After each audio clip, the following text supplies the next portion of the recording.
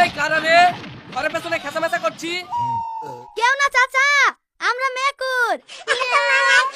দাঁড়া, তোদের মেকুর সাথে বের করছি। এই তোরা এখানে কি করছিস? চাচা টিভি দেখছি।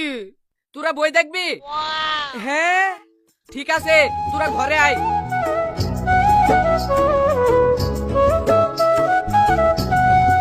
ও গো, ভুট্টুর বস্তাগুলো বের করে দাও তো। এখন আবার ভুট্টু কি করবা? কেনে ভুট্টুগুলো ছাড়াতে হবে না?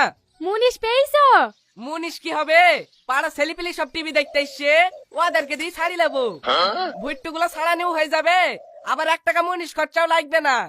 সত্যি তোমার বুদ্ধি আছে। দাঁড়াও, আমি এক্ষুনি বস্তাগুলো লেসে দিছি।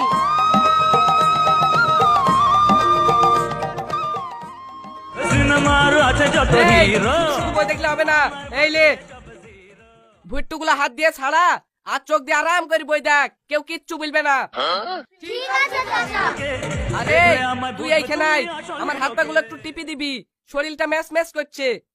ঠিক আছে চাচা, তুমি ছাড়া আমি চোখ দিয়ে বসে বই দেখবো।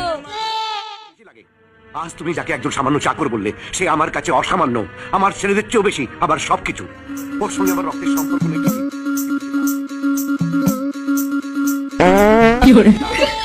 সেটা যদি রক্তের প্রয়োজন হয় না। টিভি ওইদিকে আছে, তোরা আমার দিকে কি দেখছিস? পথ চাপালে বাঁচবো না। না পারবি নি।